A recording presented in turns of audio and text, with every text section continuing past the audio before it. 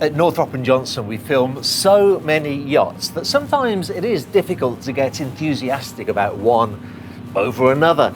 If I'm honest, that was the case today with this yacht, Ocean Pearl. She's a 115-foot Christensen, a yacht like many others. So I thought, until I spoke to the captain, then I realized that this is no ordinary yacht. Her history is absolutely magnificent. I can't wait to tell you about it, but first, let's take a look at her vital statistics. Ocean Pearl was built by the Christensen shipyard in 1990. She has an overall length of 115 feet, a beam of 24 feet, and a draft of 7 feet. Built from composite, she has a displacement hull and can cruise comfortably at 12 knots. She actually has an impressive range of 4,000 nautical miles.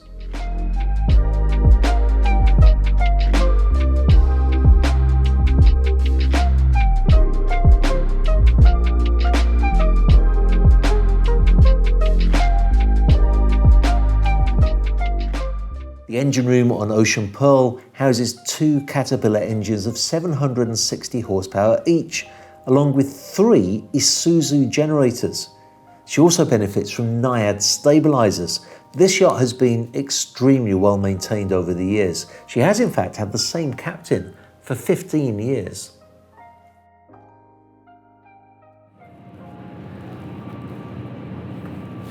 Well, of course, I will be telling you in detail about the history of this yacht, but of course we also want to look all around at the layout.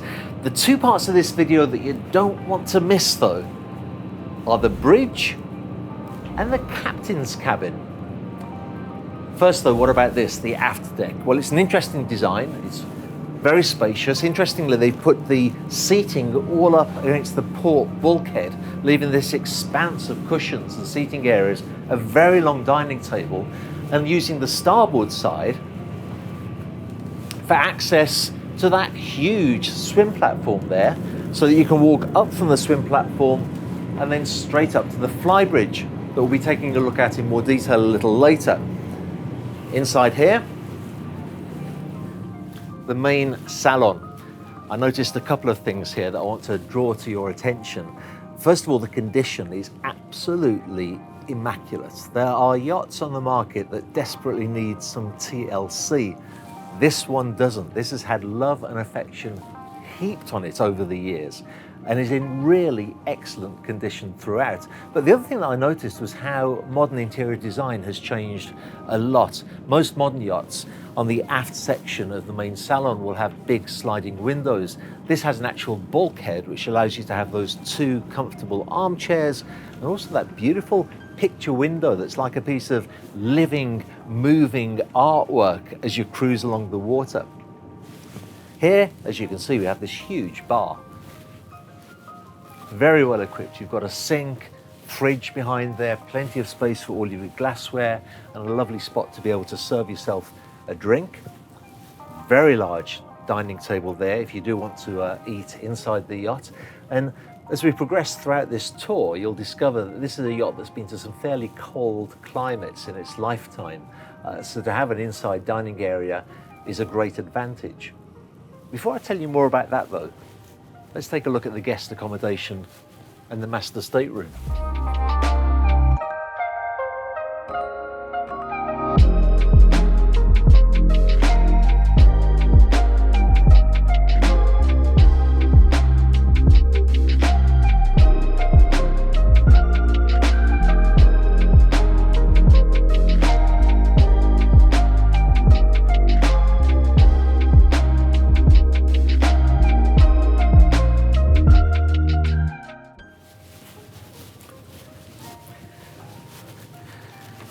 Now to starboard and forward,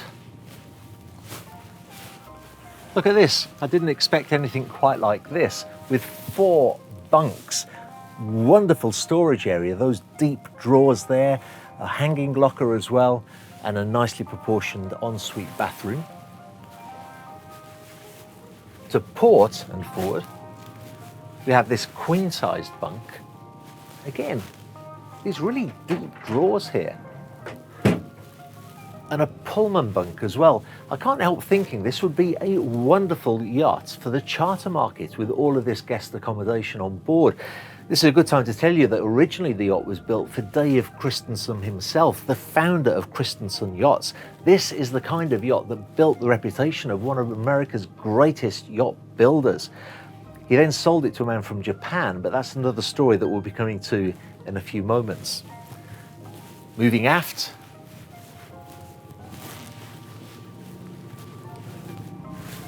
We have another queen-sized bed. Again, those deep drawers, again, a well-proportioned closet, and again, a very nice ensuite head. The owner's cabin is the other side of here.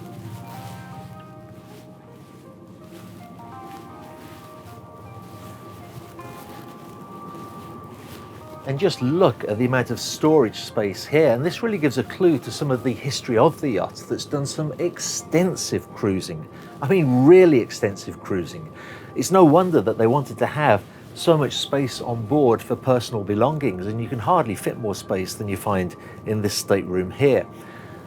To really understand something about her history as an explorer, though, we need to start looking at the working spaces on board. Let's start with the galley.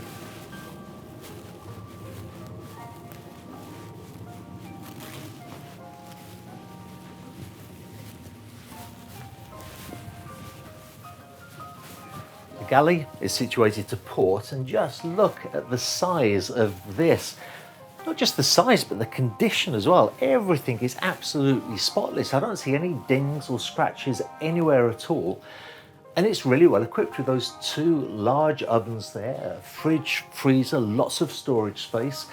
So the size of the galley gives us more of a clue of the actual history of the yacht, which has been used for cruising extensively, and you really would want to have these kind of facilities around you if you're going to be in some interesting places. Now, the captain of the yacht has been on board for 15 years, and in that time, they've been to Alaska from San Diego almost every single year. Let me show you something really interesting as we go to the bridge. By the way, past the day head. Now, usually when we film the part in the bridge, I like to tell you about the instruments or the fact that there's a nice seating area here where you can chat to the captain or any technical details of the yacht. That's not the most interesting thing in this bridge. The most interesting thing is this chart. I mentioned earlier that Dave Christensen was the original owner of the yacht. He sold it to a Japanese gentleman who took the vessel on her own bottom from Vancouver to Japan.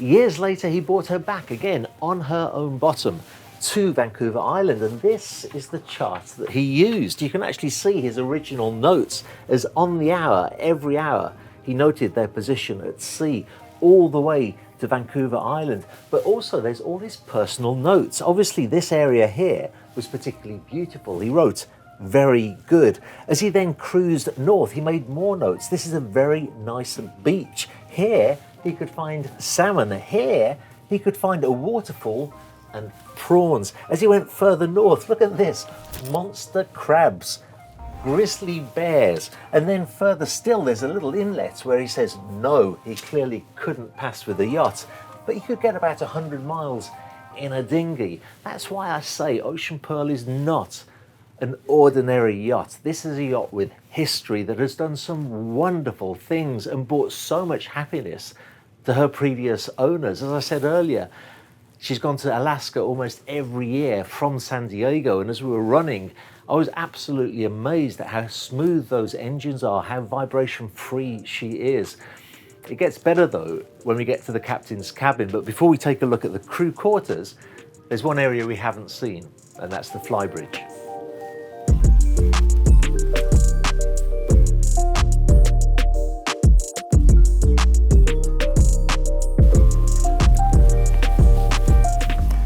So the Flybridge has some quite interesting features too, not least of which is that she has two helm stations, one to starboard and one to port. We have a nice little dining area there, which would be great for snacks, and you can really enjoy the surroundings. This here is mostly freezer space, and again, if future owners do take the yacht to Alaska and enjoy fishing where you are allowed to fish, This is a really good thing to have on board. But moving aft, we have a bar.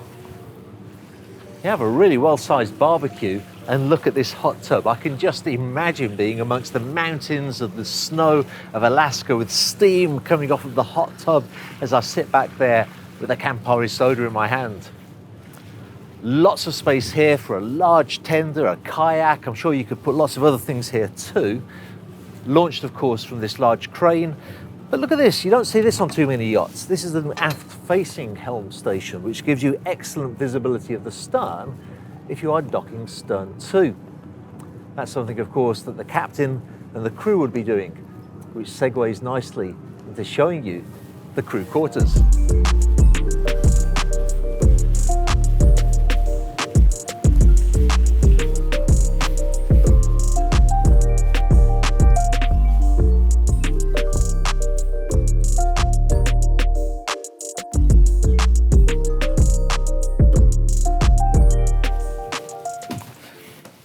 The captain was really generous with his information when he was showing us the yacht, and there's some interesting features even down here. Through there we have two huge washers and dryers. They actually modified the yacht to be able to fit in place. Now, if a future buyer does decide to put the yacht on the charter market, that will be such a useful, pretty much an essential feature to have on board. Here we have a really nice and spacious crew mess, well equipped. Two crew cabins forward, each one with their own head, each one with two bunks. But where it gets really interesting is through here. The captain's cabin. And just look at this. Here's a photograph from Alaska of a pod of whales. The captain was telling me that he's actually witnessed whales bubble netting. That's when they produce bubbles to kind of herd a lot of fish into the same area so that they can eat them en masse. He saw that on this yacht.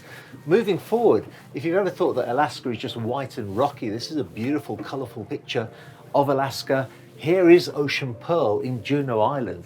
When I was speaking to Captain Mike, he got particularly enthusiastic when he showed me this map.